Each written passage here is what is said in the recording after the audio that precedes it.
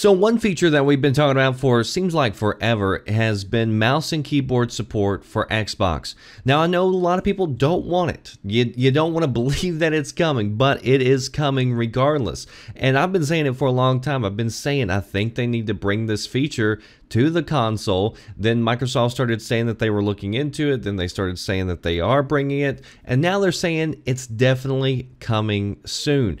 And to be honest, it's already been here. Like, you have been playing against people with mouse and keyboard on console for a while. And that's thanks to third-party devices like the Zen 4, which if you want to read about, there'll be a link down in the description box. But it allows people to use mouse and keyboard already on the PlayStation and the Xbox. But now Microsoft is going to open that up by providing support without the need of a third-party adapter.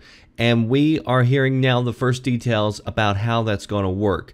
Mike Ybarra was asked about the support this week at PAX West, and here's what he said, quote, "Keyboard and mouse support is definitely coming. We have to be very smart in how we do that. We'll leave a lot of it to developer choice. A lot of people tweet me and say, you can't do this because of fairness, and we understand that.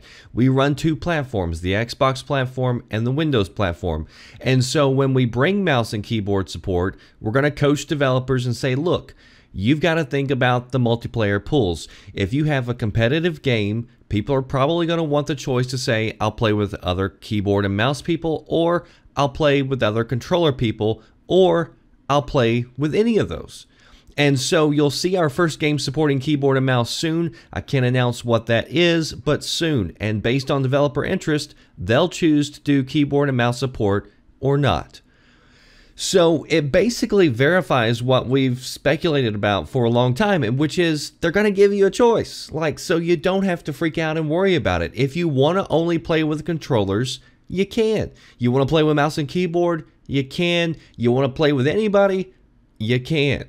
And so it's going to be up to developers as to whether or not they want to even use this feature, which is probably a good thing for like the Zen 4 creators, because it means people will still have a reason probably to buy their device, because I'm sure there's going to be some games, you know, that don't implement it. But it's good for people to have a choice, I believe.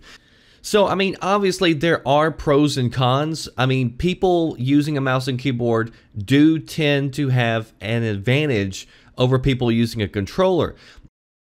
That's why, you know, a lot of devs on the consoles incorporate auto aim into their games, because you just can't beat the precision of a mouse, and so they have to help out controllers, and so they make it so that whenever you aim down sights, it kind of guides itself towards the enemy in a lot of instances. One of the controversies over the last week has been on Destiny 2 for the PC, because auto aim was implemented whenever you plug in a controller, and so PC players actually felt that, you know, some controllers were actually having an advantage in Destiny 2 because of the auto aim. They felt the auto aim was just a little too high whenever you were using a controller. So that was one of the rare instances where on PC people were actually complaining that controllers they felt sometimes had an advantage. The other bad news in this is that there is the possibility that this could split up some of the playlists and make it harder to find a game if a game already has low populations in its playlist, just like you have seen it happen with DLC maps in the past, where, you know, DLC will come out but there's not enough people playing it, so you go back and you play the vanilla maps. So that's a very real scenario. If you're going to be splitting up the playlist, that could mean fewer players in those lists. But then there's also several pros. You could also actually have the opposite happen in some titles. You take a game that I've complained about before in the past, which is Halo Wars 2 on the PC. That game is pretty much dead on PC, but there's still quite a bit of people playing it on consoles. So you could actually bring those games back to life by giving people on consoles the ability to play with those groups of people. And so that's one of the reasons why I stopped playing that game, was because of lack of people. But if I could go back and find a game, then I'd probably start playing it again.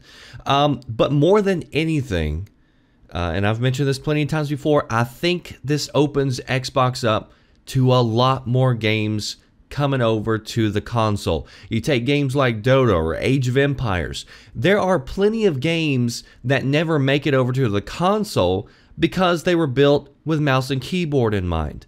And so you're opening yourself up to bringing over a lot more games, and a lot more games that will more than likely be exclusive to the Xbox console. And not only that, you could also begin to open yourself up to more productivity that you can get on the PC now on your console. Like, you could have students be able to work on projects on their Xbox if they wanted to, write up Word documents or whatever else. So you're opening yourself up to simply more features. And overall, even though there are some cons with this, I think the benefits far outweigh the negatives. It's going to help with crossplay. It's going to help bring more games over. It's going to give you more ways to play. I mean, a good keyboard and mouse is actually pretty cheap.